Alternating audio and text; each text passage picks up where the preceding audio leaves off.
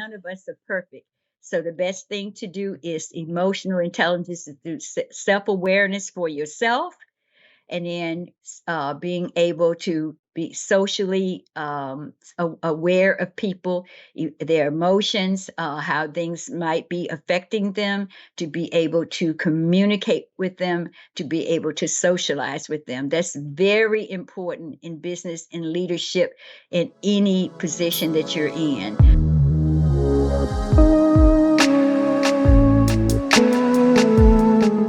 You see, it's always good to look outside sometime because all the information are not just right in your palm when you are running a business. Of course, you are not running it for yourself, you are running it to serve people. So it's good to understand, to exchange ideas also with other people, to know what is going on in the industry. So yeah, that is really very beautiful.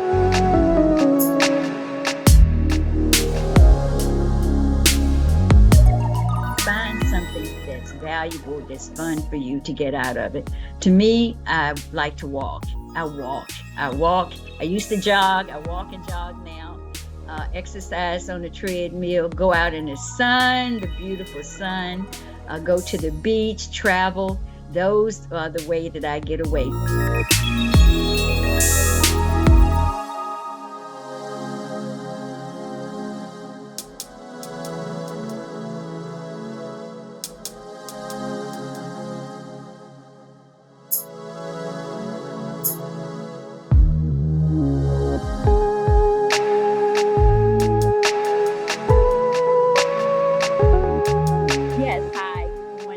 Connie Amos Parsons. I am a Director of Business Development for BIM Enterprises, LLC in the Washington, D.C. area, which is a global management consulting company. I am also a graduate of Jack Welch Management Institute for my MBA, and I have a background in the federal government as a project manager, PMP, and a team leader. I also volunteer in my community, and I do teaching as well as teach classes for professional small businesses and startups. So thank you so much for having me here today. Thank you so much for that. I appreciate that. I really do. So today we're going to be spending some time on business leadership, because that is the area that you are. And of course, I will be asking you a few questions related to what people need to know to be able to hone their skill as we dive more into the year 2024. But could you please help me understand, how did you get into this discipline? I enjoy business. My mom was an entrepreneur and a small business owner, and I followed in her footsteps, but I waited until I had my career in the federal government, and then I retired early, and then I started my business. So it comes naturally from her, and I enjoyed very much business and leadership, and I'm enjoying my job now, position as Director of Business Development for BIM Enterprises, LLC. So it's just something that I enjoy doing. I have a passion for it. So you were also making mention of the federal government. Could you talk more about that? What exactly do you do within the federal realm? In the federal realm, I started off as a paralegal specialist at Federal Trade Commission, and I went on to get promotions, and I went back and finished up my undergrad, and I became a PMP, program management specialist, program management specialist as well, and a management analyst and team leader. And that was something that I enjoyed doing, and I have continued to help people and teach, and also mentor small business owners as well as startups. So that's what I did in the federal government, as well as always working for the community. I give back to the community. All right. So how did you get into this area? Was it a kind of it's something that you upscaled to, or that is where you were working? And in which state of the US were you doing this program? Oh, for the federal government. I was in Washington, D.C., the center of the power for the federal government. I was in Washington, D.C. I moved from Virginia and came up to do that. It was fairly easy to get a position, apply for a position then. And I just decided that's what I wanted to do. I thrived in it, and I had a really good career. So And then after I had early retirement, I waited a year and decided to have my own small business, and I'm back to work now full time. So I enjoy what I do. As I said before, I have a passion for what I do. So yeah. And that's really lovely. That's really lovely. It's very nice that you have passion for what you do, and what you do is your business, and you are passionate about your business. Everything is put Yes. together, and so you are happy all the time doing what you're doing. Correct? Yes. Yes. I would say 95% of the time. Sometimes it gets challenging, but as we did this morning, we kept working on our technology until we got on. You just keep trying. You don't give up. I have great resilience and perseverance, and I try my best not to give up. It gets frustrating sometimes, but you just have to start the next day and continue to do it. You can't give up. And business is one of those uh, industries that you cannot give up, because if you give up, then you won't stay in business long. That's so true. So, That's so true. That's so and true. working with people, I love working with people, diverse people. I do different ages and different nationalities. You learn so much from people, and that's what I also have as one of my assets, because I enjoy working with others. Mhm. And you were talking of also a team building a couple of seconds ago when you were still talking about the how you got into leadership. Could you talk more about that, the role of team leader, or being able to work in team in today's business? Because we are in 2024, we are looking at how it can be possible for us to expand in our businesses. And of course, team building is going to be very important here. Please speak more on that. Okay, yes. I have a short list of the top 11 leadership skills that's needed for the 24 and on, but I only will discuss about the top 5 or 6. And then I wanted to add a few personal ones that I know that needed to be done. But in the workplace, number one is communication. That is number one for leaders, for employees, for senior leaders. Communicating. That's active listening, uh, verbal communication, nonverbal communication, presentation, and all of those skills that you, in writing, of course, in writing, written communication. All of those skills help you to get ahead in the federal government or in the private industry, or anywhere that you go. The second one is the leadership, making sure that if you're in a leadership position, making sure that you take care of your employees and your team, making sure that you communicate with them, have regular meetings, and when you make sure that you have a vision, and make sure that you in speak on that vision, so that your team or your employees will know where they're going. And then be transparent. That's not one of the skills that was in the top 11, but being transparent, being honest with your team and with your employees. If they have a need for to be developed, to let them know ahead of time, this is what you lacking in, or this is what you could improve on, and then try to help them meet that uh, uh, um, goal, and also have them to get training and development. And then the third one is teamwork. Working with your team is number 3 for the 2024 skills, top soft skills. Working with your team, making sure you have empathy, making sure that everybody is on, try to get some on one accord, and making sure that you meet with them, and then let them know that you care about them and welcome them to the table. Diversity, inclusion, and making sure everybody come to the table and feel comfortable. And then the fourth one is creativity. I was surprised to see that creativity was one of the top 11, but it makes sense, because when you're creative and you brainstorm and you have ideas, then that helps you to be innovative. And about innovation. It's every day, every hour. People are have innovation and grow their company. So that creativity, when you have an idea, whether it's big or small, write that idea down, and then that will help you grow.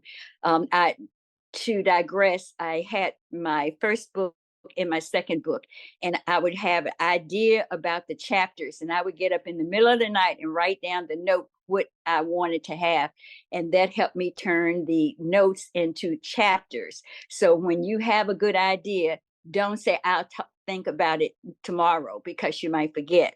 You write that idea down, and then that will help you grow and help you have innovation, and you can bring it to your team.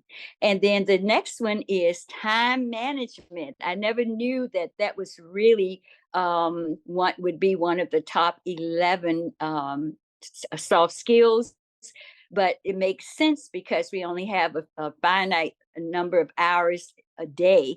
So what we can do is plan ahead, to block time out, and to put on your to schedule, and make sure that you're spending time to get your job done, to get your position done, to get to get your project done. And then also time management in terms of getting your sleep, getting enough sleep so you won't be sleep deprived. And also to add in with taking care of your family, and also exercising and getting work life balance, as well as exercising. So that is the reason why time management is so important, because you have only a finite number of hours a day, but you have to plan ahead what you want to do, and make sure you take care of your self-care as well, and your family.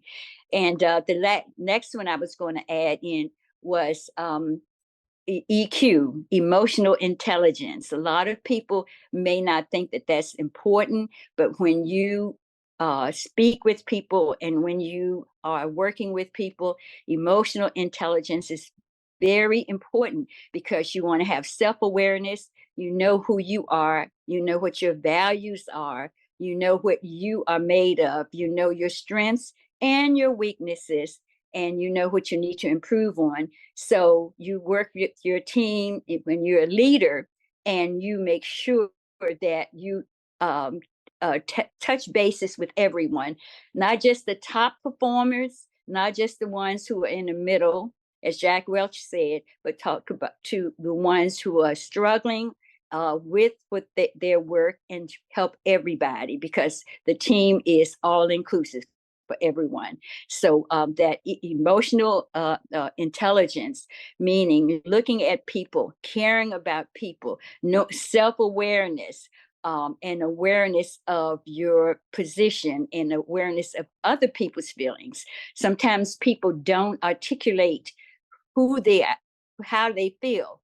But if you know that they are in a different place than what they usually are, they're sad, or they're not, they're inactive, or they don't do their job as well, then you can take them aside, maybe have a cup of coffee or whatever, and say, is there something that you would like to talk to me about? I noticed that you're having, maybe you're not the same person. Is anything that I can do to help you? And then that person, if they want to, they can open up to you. But make sure that you are aware of each and every one of your team members and your employees. Go around and talk to them. I have a client who has 750 employees, and he knows almost every single name of his employees. I don't know how he does it, but he travels a lot to all of the 6 states and the 38 regional offices, and he knows his employees by name. That is amazing to me.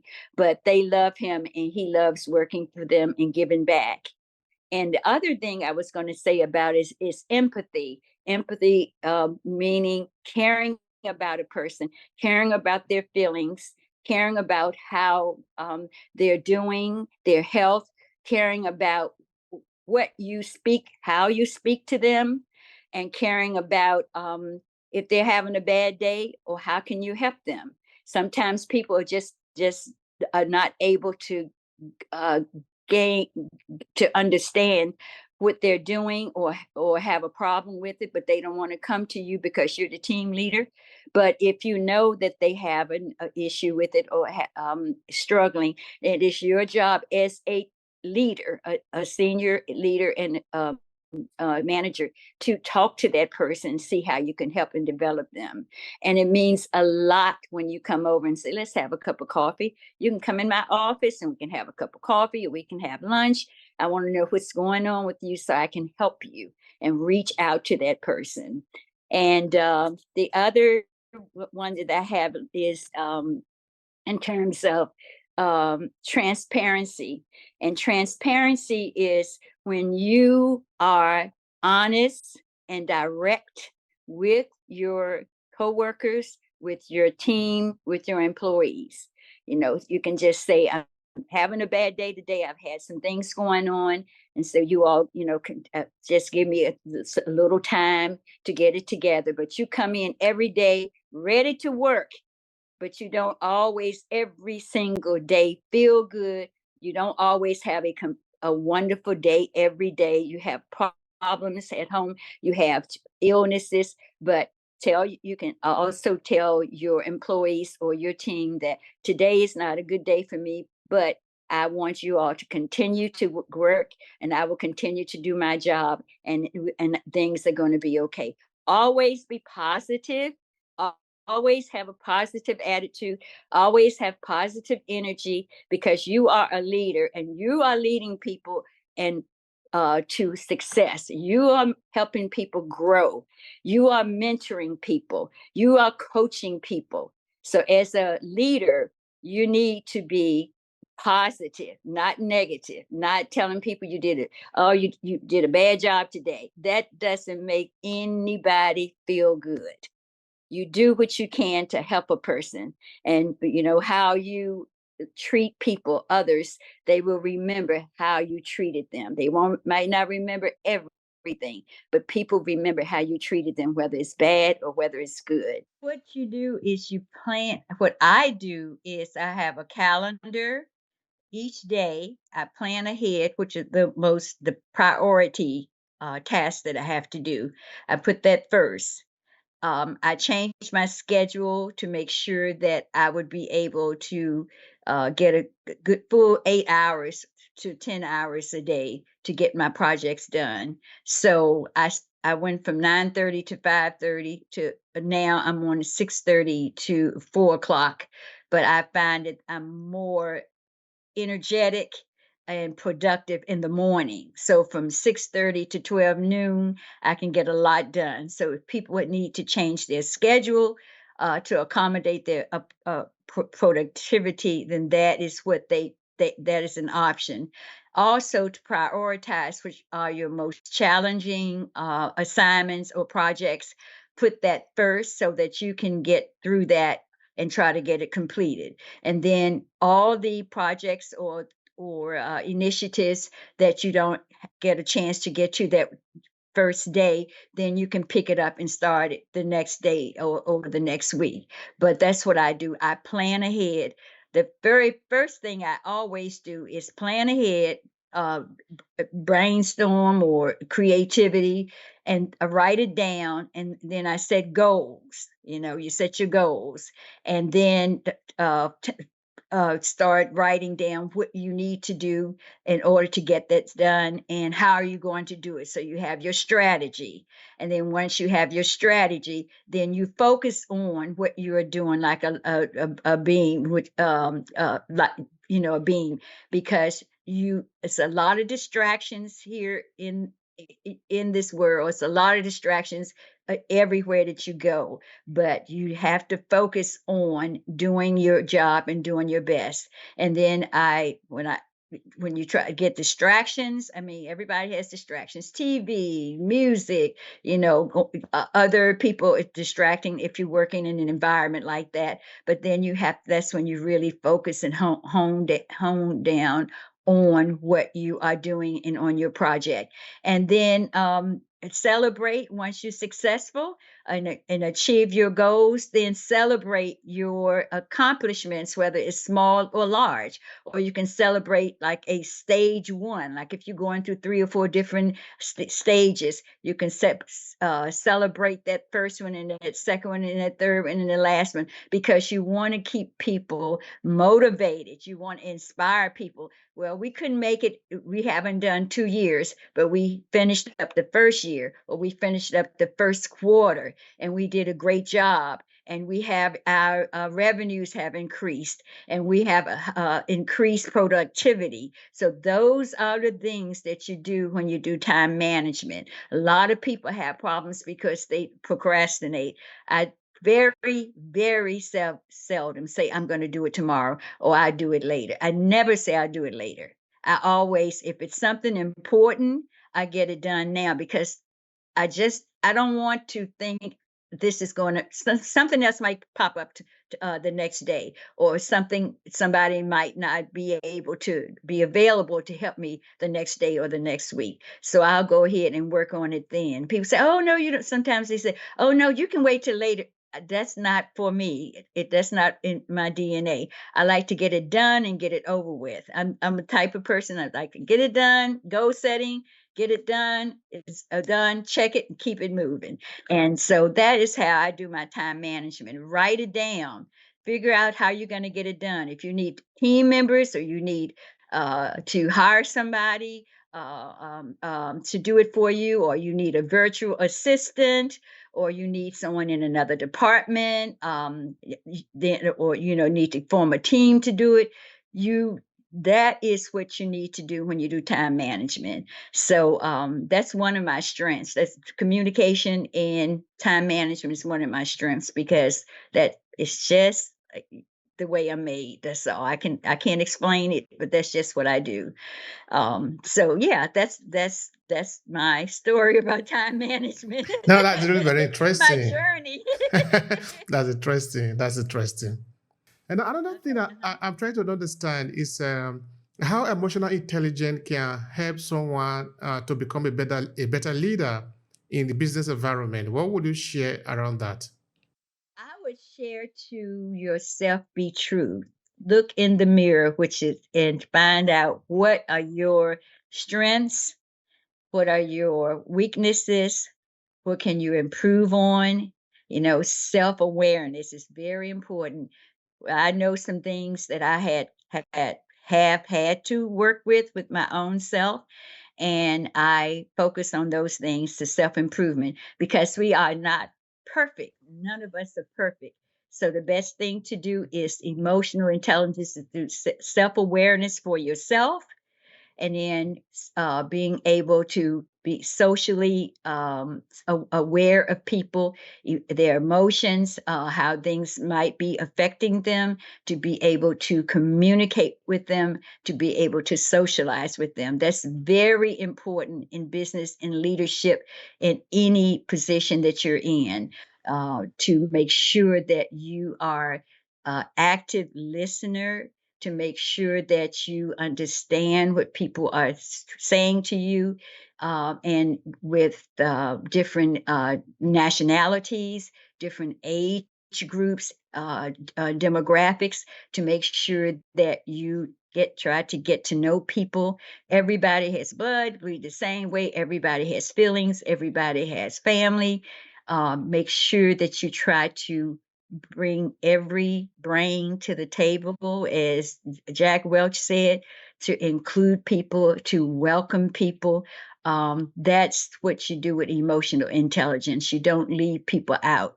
Just because they're the best in your team does not mean that you can't welcome everybody to the table, and to appreciate their strengths, and to appreciate what they bring, the value that they bring. Then Hmm. you were also talking at the point about transparency. I don't know, with the people that you'll be working with the client that you have worked with, do you sometimes advise people to be more transparent in their businesses? How much importance should that even be? Should that even be in a business environment? That's very important. Transparency. It's important in business and relationships, in personal relationships. You want people to know that who you are, what your values are, what your principles are, what you believe in, and you want to tell people about yourself, to be honest with them, to have integrity. So that's very important, and that's very important in business as well.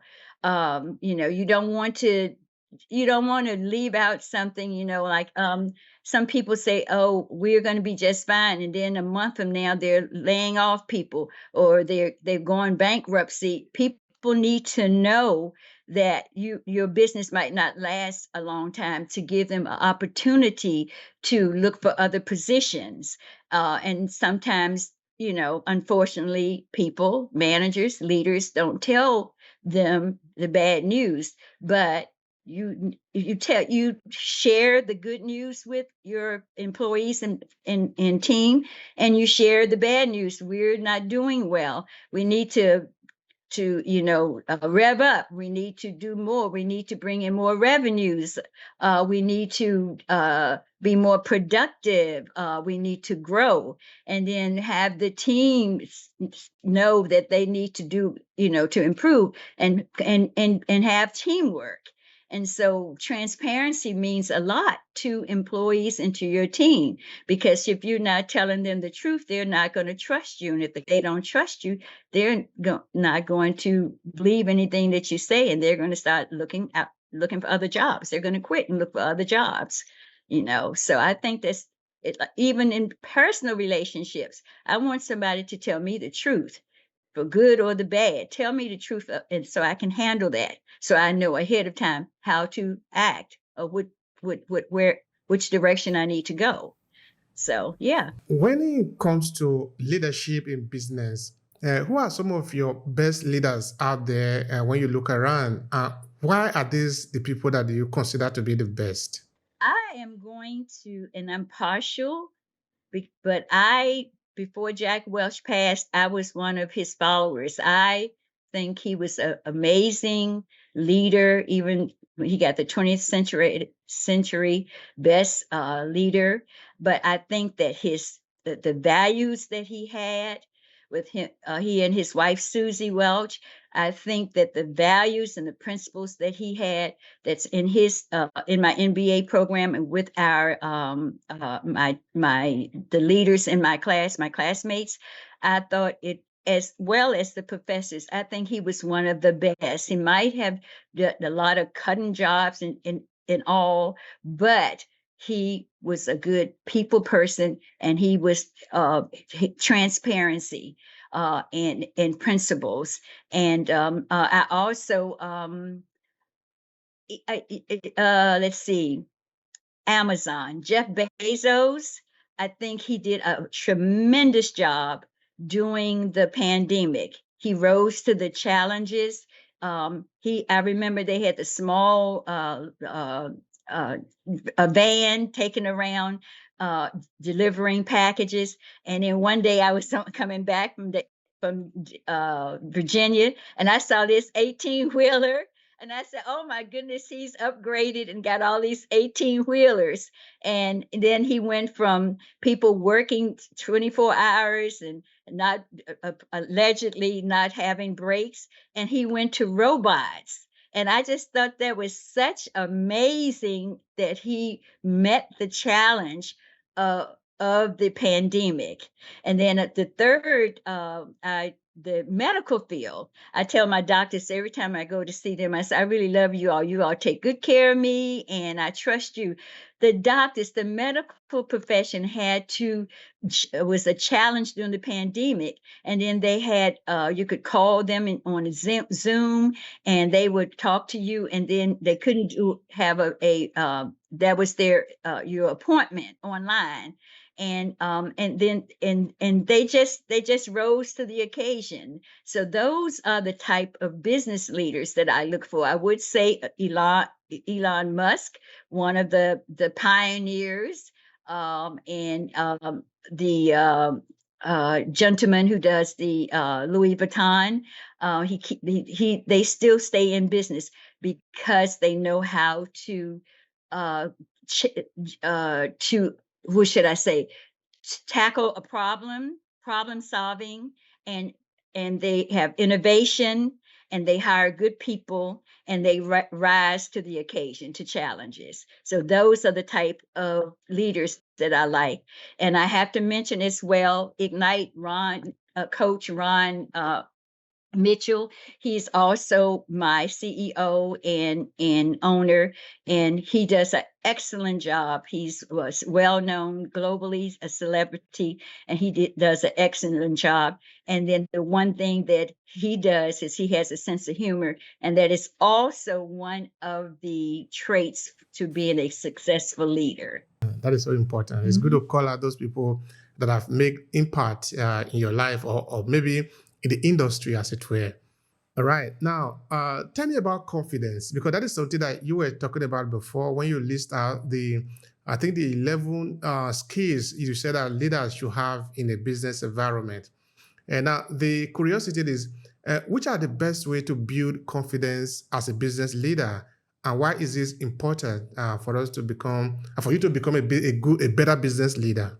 Confident, when you see a confident leader, a confident person, they know who they are, they know what their strengths are, they know what they need to improve on, but they're confident.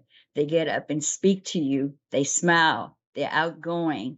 That is the type of leader that I had in the federal government. Mr. Brockenberry, I remember he was at SES, Senior Executive Service, and he was down, just everybody loved him. Everybody loved him. He would come in every day with a smile, real cool, real mild. But I asked him one time, I said, how do you do what you do? And he said, every day I put on the armor of God and I come in. And he was one of my mentors. We would talk in the hall. You can have a mentor that's busy, but they might have 5 minutes in the hall to talk to you, or they might ask you to come in their office, may have 5 minutes, but that 5 minutes of wisdom stayed with me. And he was one of my mentors. And those are the type of people that's confident. They don't have to brag. They don't have to tell everybody what they do. They lead by servant leaders. They lead people, and what people admire them, and they do the job. They always there for you. They don't say, I don't have time to talk to you. They'll say, I will put you on my calendar. And they might have 5 minutes to listen to you, but they give you the time. And so, yeah, that's confidence. And I try my best to be confident. Sometimes I get a little afraid to do it by myself, like going to the CXO conference by myself in March. But my CEO told me, you go ahead and go. It's going to be good for you. And finally, I said, I'm ready. I'm going to prepare myself. And 4 weeks ahead of time, I started preparing myself mentally what I was going to do. And I got there and I walked in the room. I didn't know anyone. And then one lady smiled at me.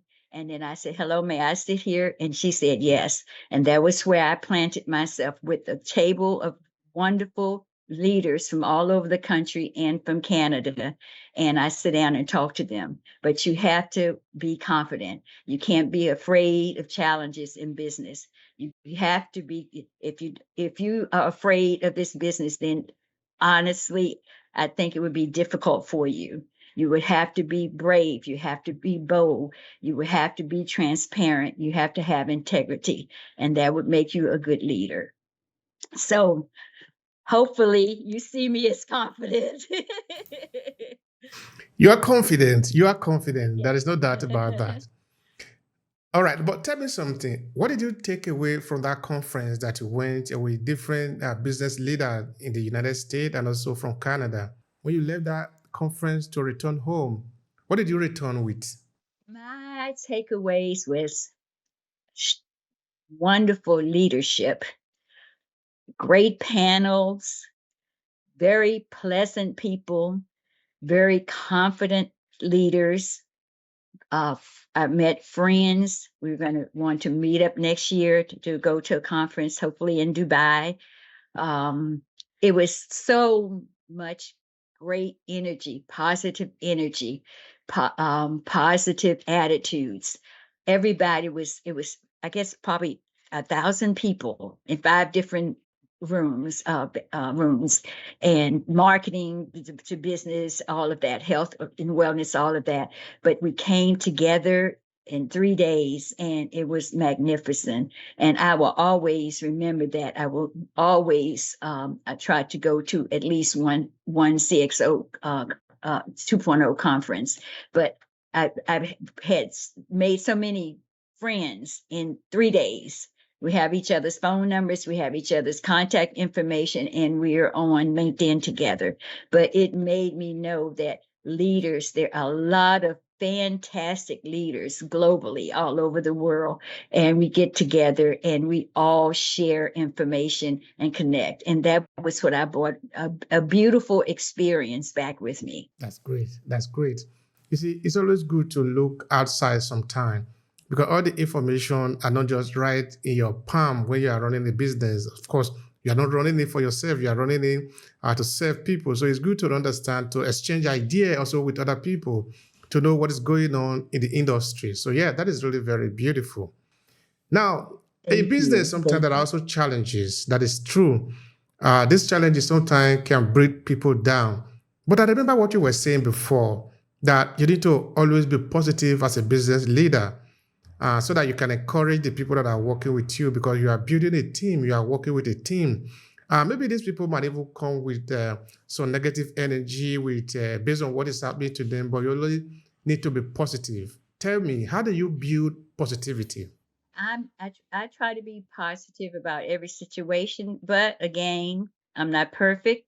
And every now and then, I would say maybe 2% of the time, I I get sad sometimes because of things have happened in my life. I get sad because of people in my life who are no longer here with me. Um, and then sometimes I get sad at the way people treat me, but I always bounce back.